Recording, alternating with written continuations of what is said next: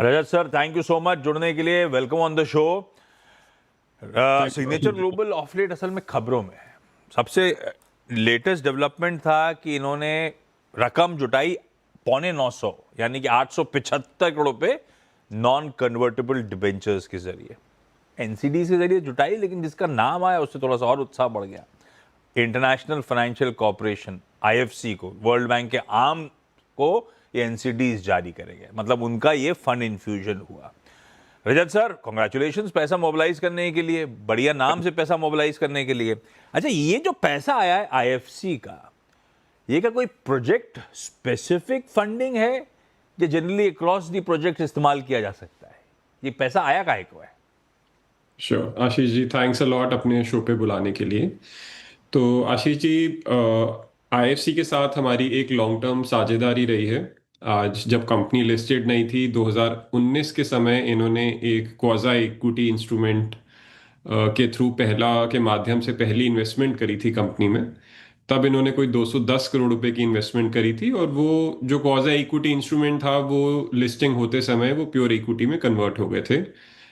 वो सभी ये टेक्निकली हमारे प्राइवेट इक्विटी इन्वेस्टर रहे हैं। ऑलमोस्ट कंपनी को पिछले 5 या 6 साल से क्लोजली देख रहे हैं। उसके बाद बीच में कोविड के समय में भी इन्होंने आज कंपनी में 150 करोड़ रुपए का एक एनसीडी इशुएंस करा था। अब जो ये आए हैं, देखिए, इन्होंने लगभग 875 करोड़ या $100 मिलियन के लगभग की इन्वेस्टमेंट कंपनी में करी है। इसका यूटिलाइजेशन ऐसे है कि कुछ हमारे पुराने लोन्स थे जिन पे लॉक इन पीरियड अप्लाई कर रहा था और वो हायर कॉस्ट के फंड्स थे, तो वो हमने पे करे हैं। ऑलमोस्ट 470 करोड़ रुपए की पेमेंट हमने कुछ पुराने लोन्स की कर दी। टिपिकल है कि लोअर कॉस्ट फाइनेंस लेके हायर कॉस्ट फाइनेंस रीपे कर दिया।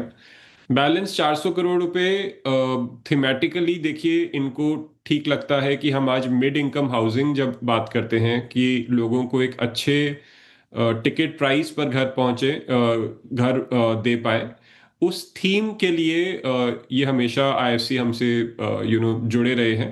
तो लगभग 401 करोड़ का हम लैंड एक्विजिशन कर रहे हैं, जिसमें ये बैलेंस फंड्स जो हैं कंपनी के यूटिलाइज होंगे, जो ये हमने रेस करे हैं। 400 करोड़ रुपए का कह लीजिए केपेक्स पे खर्च हो रहा होगा, बाकी डेट रिडक्शन के लिए।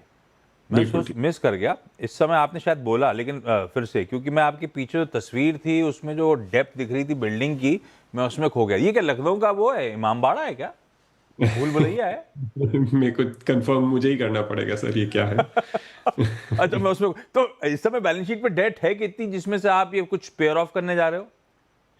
सर, हमारा ग्रॉस डेट लगभग 2501 करोड़ का है।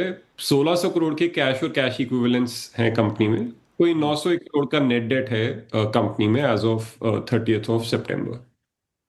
एनसीडीज हैं जो मेरे ख्याल से 38-39 मंथ्स के टेन्योर के हैं कुल मिला के। इस पे क्या कूपन, क्या ब्याज दिया जाएगा?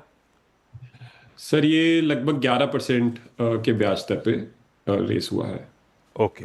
अच्छा, आईएफसी का ये प्योरली फाइनेंशियल इन्वेस्टमेंट होगा या उनका इससे ज्यादा कुछ, आमतौर पे क्या इससे ज्यादा कुछ इन्वॉल्वमेंट भी रहा है? इन्वॉल्वमेंट से मेरा मतलब हो सकता है एडवाइजरी सपोर्ट या किसी तरह का सपोर्ट आता है, उस इस इन्वेस्टमेंट्स के बियॉन्ड भी कुछ होगा क्या ये रिलेशनशिप? सर देखिए, हमारी पिछली 5-6 साल की जर्नी हाँ। में आईएफसी ने कुछ तरीके से हमें सहयोग करा है। जनरली जैसे जब हम लिस्टेड नहीं थे तो उस समय काफ़ी कॉर्पोरेट गवर्नेंस के स्टैंडर्ड्स कैसे इम्प्रूव करे जाएं, उस पर काफ़ी हमें आईएफसी ने सहयोग करा था। एट द सेम टाइम हम कुछ इनके ईएसजी प्रोग्राम्स में, जो कोई भी कर सकता है, मतलब उसमें फाइनेंसिंग की नीड नहीं होती है, बट हम इनके ईएसजी सर्टिफिकेशंस और प्रोग्राम्स में पार्टिसिपेट करते हैं। तो जनरली हमारे जो भी प्रोजेक्ट्स हैं उनकी सस्टेनेबिलिटी के ऊपर ये सर्टिफिकेशंस करते हैं, और उसमें कैसे इम्प्रूव कर सकते हैं हम उसकी sustainability elements, green element in these buildings, उसकी हम सर्टिफिकेशंस आईएफसी से लेते रहते हैं। और क्या वर्ल्ड की बेस्ट प्रैक्टिसेस हैं ईएसजी थीम पर, वो हम इनसे जुड़े रहते हैं और वो चीज़ों में इम्प्रूवमेंट रेगुलर बेसिस पे करते रहते हैं। परफेक्ट है। अच्छा, इस समय रजत सर हमारे ऑनगोइंग प्रोजेक्ट्स का लेकर क्या अपडेट है? कहाँ कहाँ काम चल रहा है? कितनी अनसोल्ड इन्वेंट्री है? आशीष जी, अगर आप थीमेटिकली देखेंगे, देखिए हम 11 से 12 साल पुरानी कंपनी है। हाँ। हमने अब तक 15 मिलियन स्क्वायर फुट डिलीवर किया है, लगभग 9 से 10 मिलियन स्क्वायर फुट हम और डिलीवर कर देंगे कुछ ही आने वाले क्वार्टर्स में। तो 25 एक मिलियन स्क्वायर फुट समझिए अब सन 2027 तक हम डिलीवर कर चुके होंगे, मिडल ऑफ 2027 तक। 40 मिलियन स्क्वायर फुट का और काम चल रहा है कंपनी के अंदर, जिसमें हमने कुछ प्रोजेक्ट अभी लॉन्च करे हैं या करने वाले हैं, जिसका जीडीवी पोटेंशियल काफ़ी ज़्यादा है, मतलब 50,000 करोड़ को कंफर्टेबली क्रॉस करता है वो जीडीवी पोटेंशियल। तो स्टोरी आशीष जी यहाँ पे थीम जो है, सप्लाई क्रिएशन ज़्यादा चैलेंजिंग काम होता है। अगर आप एक राइट प्राइस पॉइंट पे एक अच्छा घर दे रहे हैं कस्टमर्स को, तो डिमांड कंपैरेटिवली कम चैलेंज होता है। मैं नहीं कहूँगा सेल ऐसी हो जाती है, सेल अपने आप there is a team involve and efforts रहती हैं उसमें। बट सिग्नेचर ग्लोबल का एडवांटेज ये है कि गुड़गांव और सोना मार्केट में, मतलब हम मिड इनकम हाउसिंग का सबसे ज़्यादा सस्टेन्ड लेवल पे सप्लाई हम करते हैं हाउसिंग को। एंड इसीलिए काफ़ी कस्टमर्स हमारे साथ जुड़ते हैं कि एक अच्छी क्वालिटी का घर एक वैल्यू फॉर मनी प्राइस पर हम उनको देते हैं। तो डिमांड सिचुएशन अच्छी है, डिमांड अभी भी मार्केट में अच्छी बनी हुई है। एंड सप्लाई हम रेगुलर हर क्वार्टर पे ला रहे हैं। अभी अगले 6 महीने में, second half of this year में, हम ऑलमोस्ट 8 मिलियन स्क्वायर फुट की और इन्वेंट्री जो है हम मार्केट में लाने वाले हैं। अच्छा, बढ़िया ongoing project, solid pipeline, 50,000 crore रुपए की जीडीवी, ये फिर ये प्री सेल्स क्यूटो का जो अपडेट आया वो फीका क्यों था? प्री सेल्स 24% गिरी क्यू ऑन क्यू, साल दर साल 28% गिरी, नंबर ऑफ यूनिट्स गिरे। ये क्या कोई ट्रांजिशन फेज था? नए लॉन्चेस का बीच में अभाव आया था, ये ऐसे मान लूं क्या? जनरली देखिए, जब नए लॉन्चेस लाते हैं उसके साथ, क्योंकि बहुत ज़्यादा इन्वेंट्री ओवरहैंग नहीं होता है। ऐसा नहीं है कि अगले 2 साल की हम इन्वेंट्री लॉन्च करके बैठे हैं और बिक नहीं रही है, ऐसा नहीं है। तो जनरली क्या होता है, जैसे आप प्रोजेक्ट नए लॉन्च कर रहे हैं कुछ नए टिकट साइज के साथ या नए डिज़ाइन के साथ, कुछ नए फीचर्स के साथ, तो जब आप लॉन्च करते हैं उसके साथ में प्री सेल क्रिएट होती है। तो पिछले क्वार्टर में हमारा कोई नया लॉन्च नहीं था। शायद इसीलिए आप कह सकते हैं कि आपको पिछले साल के कंपैरिजन में कुछ प्रीसेल का नंबर कम दिखा। बट ओवरऑल ईयरली बेसिस पे देखेंगे तो हमारे आने वाले 2 क्वार्टर्स में काफ़ी अच्छे लॉन्चेस ऑलरेडी प्लान्ड है और हम काफ़ी एडवांस्ड हैं उन दोनों लॉन्चेस को लेके। परफेक्ट। अच्छा, सिग्नेचर ग्लोबल जब पढ़ो तो नॉर्थ इंडिया की, उसमें भी एनसीआर सेंट्रिक, हमारी concentrated bets have paid off, उसमें कोई इशू नहीं। जब ये सारे नए लॉन्चेस, ये बढ़िया पाइपलाइन की बात कर रहे हैं, तो हम लोग सिर्फ एनसीआर स्पेसिफिक ही रहेंगे, ऐसा मान के चलूं क्या? कोई एग्रेसिव जोग्राफिकल एक्सपेंशन का ऐसा कोई मन नहीं क्या? बीच में एक अपडेट था कि आपका गुड़गांव में तो तगड़ा होल्ड है ही है, दिल्ली अगर नोएडा साइड बढ़ रहे होंगे तो एक एडिड किकर टाइप होगा। तो ये जो मैसिव जीडीपी की आपने बात कर डाली, इसमें सिर्फ ये हरियाणा और सोनीपत टाइप इस रीजन के कंसंट्रेशन है, या इनके बियॉन्ड जाने का मन बना रहे हो अब आप एग्रेसिवली? देखिए, अभी एज अ फर्स्ट स्टेप हम काफ़ी गुड़गांव और उसके सराउंडिंग में काम कर रहे हैं। ये काफ़ी डीप मार्केट है, गुड़गांव और सोना मार्केट में हमारे काफ़ी अच्छा होल्ड है। हम एनसीआर मार्केट को लेके ओवरऑल ओपन रहते हैं अपॉर्चुनिटीज को लेके। बट हाँ, जस्ट कि एक प्रोजेक्ट कहीं कर दिया और वो बोल दिया कि अब हम यहाँ पे भी हैं, उस माइंडसेट में नहीं है। जब भी किसी मार्केट में एंटर करना चाहेंगे तो उसमें एक प्रॉपर शेयर लेना चाहेंगे कि हम उसमें एक लीडिंग प्लेयर की तरह काम कर सकें। बट हाँ, बाय एंड लार्ज हमें लगता है कि एक ये जो एनसीआर रीजन है, इसमें बहुत ज़्यादा पोटेंशियल है। पॉपुलेशन आप देखेंगे तो ऑलमोस्ट 40 मिलियन लोगों का ओ यस। पॉपुलेशन है। वो अपने में कंट्री साइज पॉपुलेशन है आशीष जी, मतलब ऐसा नहीं है कि मैं, पांच हाँ बिल्कुल आप, जाके। इसलिए मैं आपसे ओवरऑल रियल एस्टेट मार्केट का मूड नहीं समझता, आपसे सिर्फ गुरुग्राम का समझता हूं, तो सिग्नेचर ग्लोबल का काम हो जाता है। एक समय था गुरुग्राम के लिए कहा जाता था बड़ा सप्लाई कॉन्स्ट्रेन्ड मार्केट, मतलब अनसोल्ड इन्वेंट्री बहुत कम पाइपलाइन नजर आती थी, इसीलिए कहा जाता था। ये मिसमैच अभी भी वैसे का वैसे ही है क्या? अभी भी डिमांड एपेटाइट बहुत स्ट्रांग है क्या? देखिए, डिमांड एपेटाइट स्ट्रांग है आशीष जी, क्योंकि देखिए पूरे दिल्ली एनसीआर रीजन की मैक्सिमम जॉब क्रिएशन जो है वो गुड़गांव से क्रिएट होती है। मैक्सिमम ऑफिस स्पेसेस यहीं कंसंट्रेटेड हैं।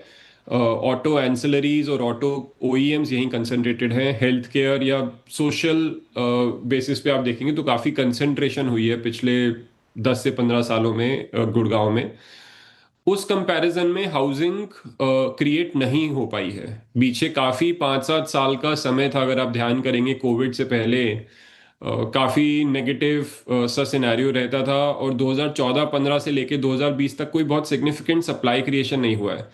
तो एक तरीके से ना वैक्यूम क्रिएटेड है कि जॉब अपॉर्चुनिटीज हैं, दिल्ली से माइग्रेशन बहुत स्ट्रांग हुआ है, इंफ्रास्ट्रक्चर काफी डेवलप हुआ है, बट उस तरीके से हाउसिंग उतनी क्रिएट नहीं हुई है।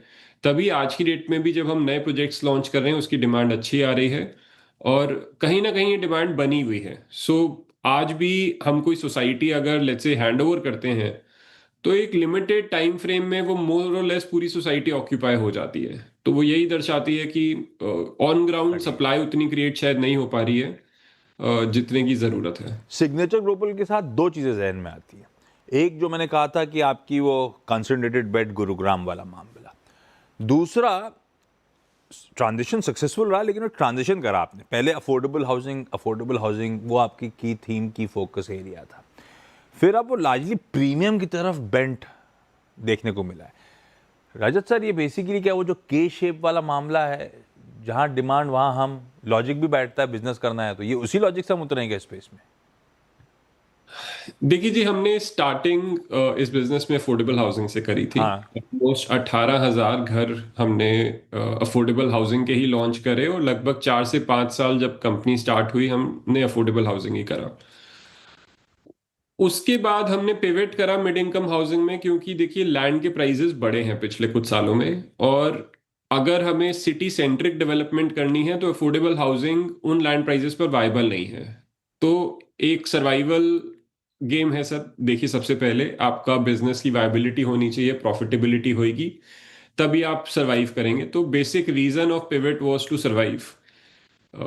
Thriving comes much later. So game में बने रहने के लिए, पिच पे खड़े रहने के लिए मिड इनकम हाउसिंग पर आना जरूरी था, इसीलिए हम मिड इनकम हाउसिंग हमने स्टार्ट करा।